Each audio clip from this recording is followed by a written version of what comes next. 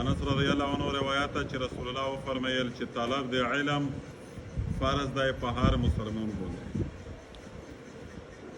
په هر مسلمان د علم طلب فرض دی. اول خو د علم نه مطلب څه دی؟ د حدیث شریف په دغه لفظ چې د علم ټکی غلی دی. علم خو نفس زده کنه ته ډریوري ها علم دی، مطلب کاریګری ها علم دی، هنرمندی ها علم دی، مصریتوبه ها علم دی. د علم نه مطلب څه دی؟ په حدیث شریف کې د علم نه مطلب د شریعت احکام دی، قرآن حدیث د دین څومره جایز ناجایز څومره د دین احکام دی، د حدیث نه دا مقصد دی، دا مراد دی. په دا کښې د دغې نه ماوره بل شی مطلب نه دی. کله ورې په دا ډېرې سکولونه لیکلي وي طلب العلم فریضة علی کل مسلم و مسلمتنا. ورته علما په دې باندې تحقیق کړی دی چې د دنیا علم د حدیث د دغې پرو سره مصداق نه دی. حدیث شی د علم نه د قرآن د حدیث علم مراد دی. بل ټکی دا دی چې کله ور دی و ټکي اضافه حد پکښې علی کل مسلمین و مسلمتین. آیا دا مسلمتین په هر نرغنده او په ښځینه دا د مسلمتین ټکی شته که نه؟ شراح محدثین په دې تحقیق کړی دی چې دا د مسلمتین ټکی نشته پکښې، دا اضافه کړي دو پکښې کاتبون یا مغلطه ورته وایي یا بهر کې خدا د صحیح حدیث پرو سره مروي نه دی. البته د نرغنده په ضد کښې په ټولي کښې ښځونه ورسره شامل دي په دې زمره کښې چې یورې د نرغنده د علم د فرضیت ټکی روغی نرغنده په ضد کښې ښځینه خود به خود ورسره روغللی. او بله خبره ده چې د علم نه څومره علم مراد دی.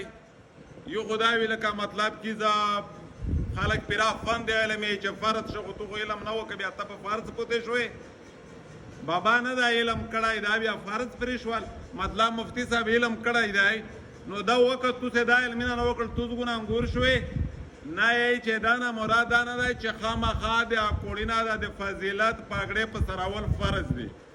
دغه مطلب دا دی چې تو ته ضروري د شریعت اسلام کې احکام دي چې پابند زونو پوي کې آز دا کې د علم نه مطلب پس 24 غنټې کښې په ژوند کښې د عام معمولات مطابق کوم ضروري شرعي احکام سامنا کیږي انسان ته د هغې زده کړې فرض مراد دی چې دا علم بیا فرض دی.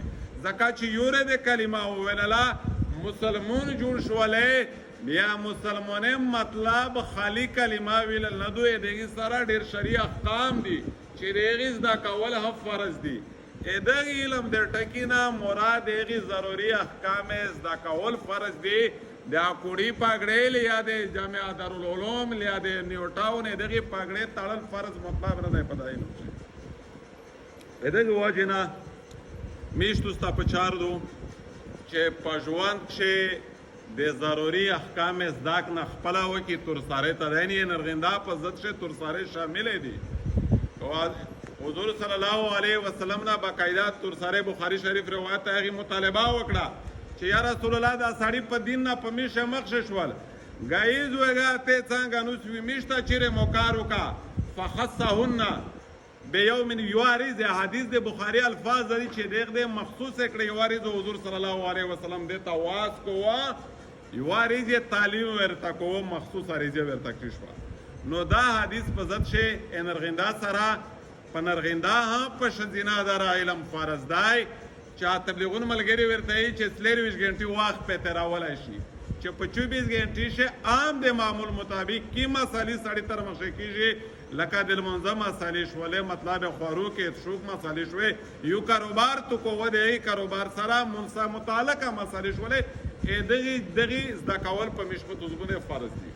اختصار کوي نه وجدوي چې پروګرام هم دی یوه دا وکوي مفتي صاحب دا وترته وکړه.